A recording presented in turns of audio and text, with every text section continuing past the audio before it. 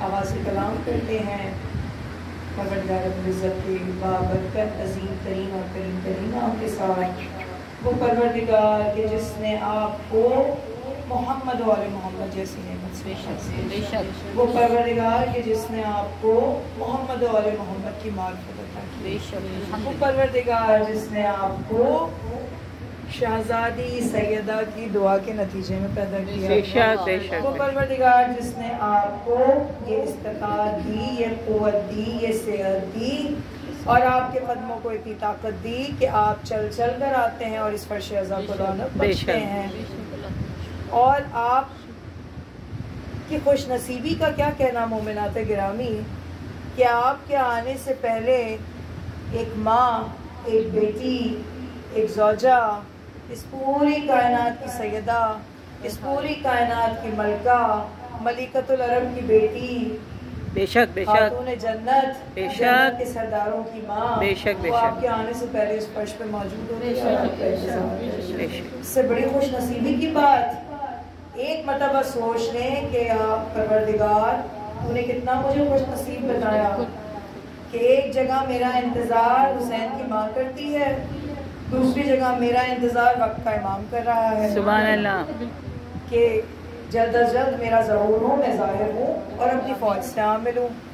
مومنات، یہ مجالس حسینی، یہ فرش عزا کا بچھایا جانا، یہ ماتم کے لیے سینوں پر ہاتھوں کا پڑنا، یہ دعاؤں کے لیے ہاتھوں کو بلند کرنا، یہ آنسوؤں کا آنکھوں سے بہنا گریہ وزاری کرنا، یہ آہو فغا کرنا، یہ میرے امام کے ظہور کا مقدمہ نہیں ہے تو اور کیا ہے؟ بے شک بے شک، ٹھیک ہے نا؟ یہ عزاداری جو ہم کر رہے ہیں، عزاداری کا مفہوم کیا ہے، لغوی معنی کیا ہے؟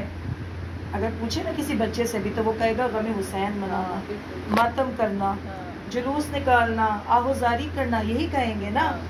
لیکن اگر آپ عزاداری کے لغوی معنی دیکھیں لغت میں اور اس کا نظریہ اور تفسیر دیکھیں تو عزاداری ہوتی ہے، عزاداری کا مقصد مطلب ہے تجدید کرنا، وعدہ کرنا، حلف اٹھانا کہ اے میرے امام زمانہ، جس وقت اس وقت اصحاب حسینی وقت کے امام کے ساتھ کھڑے تھے، جب میرے امام نے طاغوت وقت کے خلاف علم بغاوت بلند کیا، مولا نے کہا تھا کیا بڑے سنہرے الفاظ، اور یاد رکھے جاؤ اور اپنے بچوں کو بتائیں، مولا حسین نے کہا تھا کہ مجھ جیسا اے یزید تجھ جیسے کی بیعت، مولا نے نہیں کہا تھا اے حسین اے یزید تیری بیعت نہیں کروں، مولا نے کہا کہ ابھی سے قیامت تک جو بھی مجھ جیسا ہوگا، حسین جیسا، حسین کے نظریے والا، حسین کی طرح ایمان پر قائم رہنے والا، حسین کی طرح حق پر قائم رہنے والا، وہ یزید تجھ جیسے قیامت تک باطل اور طاغوت پر قائم رہنے والے کی بیعت نہیں کر سکتا۔ مولا نے ایک معیار، ایک سٹینڈرڈ سیٹ کر دیا۔ اسی لیے میرے چھٹے امام نے کہا نا اللہ ارزن کربلا، مطلب یہ نہیں ہے کہ غم حسین میں ڈوبے رہیں، لیکن جس جگہ تم ہو وہاں تمہاری باطل اور طاغوت سے جنگ ہے، جس زمین پر تم ہو وہاں تم حق پر ڈٹے رہنا اور باطل کے خلاف بات کرنا۔ مولا نے یہ سٹینڈرڈ سیٹ کر دیا۔ تو یہ عزاداری تجدید ہے میرے وقت کے امام سے، یہ مقدمہ ہے ظہور امام زمانہ کا۔ اگر آج کوئی حسین کا وارث پردہ غیب میں نہ ہوتا، دنیا میں نہ ہوتا، تو بخود یہ عزاداری نہ ہوتی۔ بے شک بے یہ میرے امام کی ظہور دوبارہ ظاہر ہونے کا مقدمہ ہے یہ عزاداری کہ ہم امام سے حلف اٹھاتے ہیں۔ اور مومنات، جب رات کو سویا کیجئے امام سے وعدہ کر کے سویا کیجئے۔ ایسے تو یہ ہے امام کا قول معصومین کا کہ وصیت کر کے سو، کیونکہ سویا ہوا اور مردہ برابر ہے، اسے نہیں پتا ہوتا کہ وہ دوبارہ اٹھے گا یا نہیں۔ اس لیے نماز فجر پروردگار نے واجب کی کہ اٹھو تو شکر خدا کرو، میرا شکر بجا لاؤ کہ اس نے واپس تمہارے جسموں میں تمہاری روحوں کو پھونک دیا۔ ہم نے پڑھا بھی اور اب تو سائنس نے بھی ثابت کر دیا کہ جب آپ سوتے ہیں تو روح جسم سے نکل چکی ہوتی ہے۔ نکل چکی ہوتی ہے جسم سے، اور جب واپس اس کو جسم میں پروردگار ڈالتا ہے، حلول کرتا ہے، جسم کے ساتھ واپس اس کا کنیکشن کرتا ہے، تو ہماری سانسیں بحال ہوتی ہیں، ہمارا رابطہ ذہن سے جڑتا ہے، ہمیں یاد آ جاتی ہیں چیزیں، اور پھر ہمیں وہ یاد آنا شروع ہوتا ہے کہ ہم کہاں کہاں گئے تھے اس نیند کے عالم۔ یہ سب ہے اللہ اللہ، یعنی کہ روح جہاں جہاں جاتی ہے، جس جس سے ملتی ہے، وہ سب ہمیں عالم خواب میں دکھائی دیتا ہے۔ بعض چیزیں یاد رہ جاتی ہیں، اور جب امام سے پوچھا گیا کہ بعض چیزیں بھول کیا جاتے ہیں، تو مولا نے کہا کہ یہ بھی مصلحت خدا بندی ہے کہ تمہیں وہی باتیں یاد رہیں جو تمہارے اپنے لیے اچھی ہیں، تمہیں صرف وہی باتیں۔ اسی لیے مولا نے یہ بھی کہا کہ جب کوئی خواب دیکھو تو کسی کو بیان کرنے سے پہلے خود ہی کہہ دو کہ اچھا ہی ہوگا انشاءاللہ۔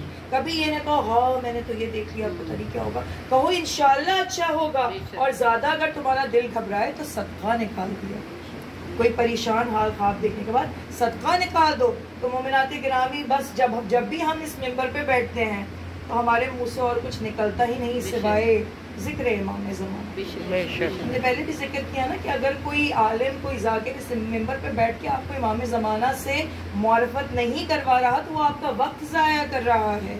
اپنے امام سے، اس فرش اعضاء پر بیٹھنا ہی امام سے معرفت کا ذریعہ ہے مومنات گرامی۔ تو اپنے امام سے اپنے رابطے کو مضبوط کیجئے، اور اگر کچھ نہ ہو سکے تو روزانہ 5 درود ہی پڑھ کر وقت کے امام کی خدمت میں ہدیہ کریں۔ اور جب آپ کی طرف سے ہدیہ امام کی خدمت میں جائے گا تو سوچیں کہ وہ جب اس کا آپ کو عوض دیں گے، واپس کریں گے، تو وہ کیا کچھ اور کائنات کی اور جنت کی نعمتیں نہیں ہوں گی، کیونکہ وہ تو دنیا کے وارث ہیں، وہ تو کائنات کے سرپرست ہیں مومنات گرامی۔ تو ایک مرتبہ ظہور امام زمانہ کے لیے بآواز بلند ایسا بنائیں کہ جب میرا امام خود ظاہر ہو تو وہ آپ کو پہچانتا ہو کہ ہاں یہ میرا مومن، یہ میری مومنہ، یہ میرا چاہنے والا، مجھے میری غیبت کے زمانے میں بھولا نہیں تھا، جس طرح میرے جد کو آج تک نہیں۔ جس طرح وہ حسین ہمیں یاد ہے، اسی طرح آج کا حسین ہمیں یاد رکھنا ہے مومنات گرامی۔ جس طرح وہ پسر زہرا یاد ہے، اسی طرح آج کے یوسف زہرا کو آپ کو یاد رکھنا ہے۔ جس طرح اس وقت اصحاب حسینی نے میرے امام وقت کا ساتھ دیا، امام زمانہ کا ساتھ دیا، اسی طرح ہمیں اپنے وقت کے امام کا ساتھ دینا ہے۔ جب وہ آپ سے آپ کا ساتھ مانگے، جب وہ آواز استغاثہ کو بلند کرے کہ کون ہے جو میری مدد کو آئے، تو ہم اپنے امام کی خدمت میں اسی طرح حاضر ہوں کہ جب شب عاشور میرے مولا حسین نے خیمے میں چراغ کو گل کر دیا اور کہہ دیا تھا اپنے اصحاب سے کہ دیکھو یہ فوج یزید، یہ طاغوت وقت، اس کی دشمنی مجھ سے ہے اور میرے خانوادے سے، تمہارا کوئی قصور نہیں، چاہو تو اب بھی جا سکتے ہو۔ ہم آج کے زمانے میں دیکھ رہے ہیں نا مومنات کے، جب وقت پڑتا ہے تو کیسے ساتھ چھوڑ کے، کیسے پارٹیاں بدلتے ہیں، اپنے ہی چھوڑ دیتے ہیں، کیسے بیانات دیتے ہیں، ہم اپنی آنکھوں سے دیکھ رہے ہیں۔ چاہے ہمیں پتہ ہے ایک شخص حق پر کھڑا ہے، ایک شخص رسول کی بات کر رہا ہے، ایک شخص اسلام کی بات کر رہا ہے، ایک شخص حق کی بات کر رہا ہے، لیکن جب اس پر مصیبت پڑی، یعنی یہ ہر زمانے کا ہے، اسی لیے میرے مولا نے کہا کلو یوم عاشورا کلو ارزن، کہ ہر زمانے میں حق کی باطل سے جنگ ہے۔ میرے مولا حسین نے چراغوں کو گل کر دیا، کہا کہ یہ تمہیں جانے دیں گے، یہ تمہیں چھوڑ دیں گے، تم سے دشمنی نہیں ہے اگر تم جانا چاہتے ہو۔ پھر مولا نے چراغ کو گل کیا کہ اگر تم سوچتے ہو تمہیں میری شکل دیکھ کر، میری صورت دیکھ کر میرے یہاں ہونے سے تمہیں شرم آتی ہے تو میں چراغ گل کرتا ہوں، جس کو جانا ہے اٹھ کر چلا جائے۔ اور جب میرے مولا حسین نے چند ساعتوں کے بعد دوبارہ اس چراغ کو روشن کیا، میرے مولا نے ایسے ہی روشن نہیں کیا، میرے مولا نے حکم دیا ہے عباس چراغ کو روشن کیا، کہ میرے مولا کو پتا تھا کہ کوئی جائے نہ جائے، کوئی نہیں جائے۔ میرے مولا نے حکم دیا کہ عباس اس چراغ کو دوبارہ روشن کرو، اور جب مولا کے حکم پہ مولا کے غلام نے چراغ کو دوبارہ روشن کیا تو میرے حسین نے کیا نظارہ دیکھا کہ جو جہاں بیٹھا تھا وہ اپنی جگہ موجود۔ سبحان اللہ، سبحان اللہ۔ پھر میرے مولا عباس نے ان تمام اصحاب کی طرف سے کہا کہ آقا حسین یہ تو ایک زندگی ہے، اگر ہمیں مر کے بھی دوبارہ زندگیاں ملیں تو مولا آپ کا ساتھ نہیں چھوڑیں گے، آپ میں سے جان نثار کرنے میں ہم پیچھے نہیں ہٹیں گے۔ تو مومنات دیکھیے ایسے میرے مولا حسین کے اصحاب، اور آج چونکہ تذکرہ مولا عباس ہے مومنات گرامی، یہ تذکرہ ایسا ہے کہ ہم اکثر سوچا کرتے ہیں کہ دیکھیں، جیسے ہم ذکر کر رہے ہیں نا کہ ہم نہ جناب علی اکبر کے فضائل بیان کرتے ہیں، نہ جناب قاسم کے، نہ جناب علی اصغر، اس طرح مولا عباس کے فضائل بیان کرنے میں بھی ہم بڑی کنجوسی کرتے ہیں۔ دیکھیں نا، ہم کیا بیان کرتے ہیں؟ عباس کی غیبت، عباس کی شجاعت، عباس کی ہیبت، لیکن ہم کبھی صبر عباس بیان نہیں کرتے، ہم کبھی عباس کی برداشت کو بیان نہیں کرتے کہ کس طرح میرے مولا نے جب گھاٹ چھینا گیا، عباس نے مولا حسین سے کہا کہ مولا حکم دیجئے، ابھی میں اکیلا عباس گھاٹ کو واپس لیتا ہوں۔ مولا نے کہا نہیں عباس، صبر، یہی مشیت خداوندی ہے۔ جب کبھی قاسم کی اور محمد کے لاشوں کو اٹھایا تو عباس نے کہا کہ مولا حسین اب مجھ سے صبر نہیں ہوتا، مجھے رن کی اجازت دیجئے۔ حسین نے کہا عباس صبر کرو، صبر کرو۔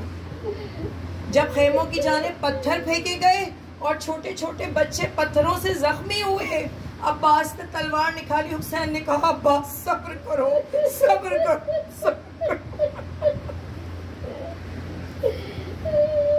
لیکن عباس سے اس وقت صبر نہیں ہوا عزیزو، کہ جب چھوٹی سی سکینہ پانی کا سوکھا خالی ٹوٹا ہوا کوزہ لے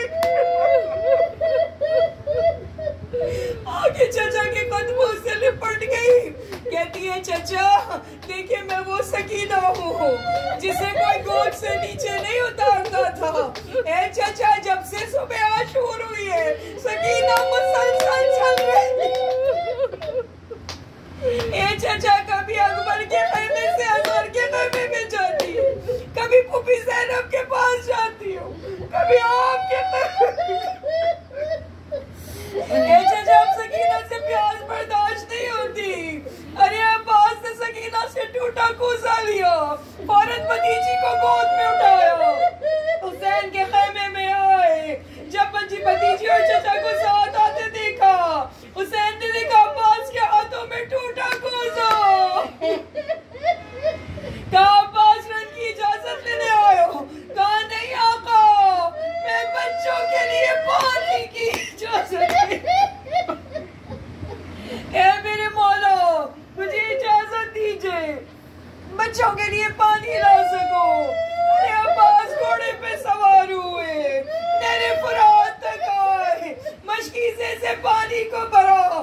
میں کہوں میرے عباس مولا آپ مشکیزہ تو بھر رہے ہیں، لیکن مولا یہ مشکیزہ خیمہ تک نہ پہنچ پائے گا۔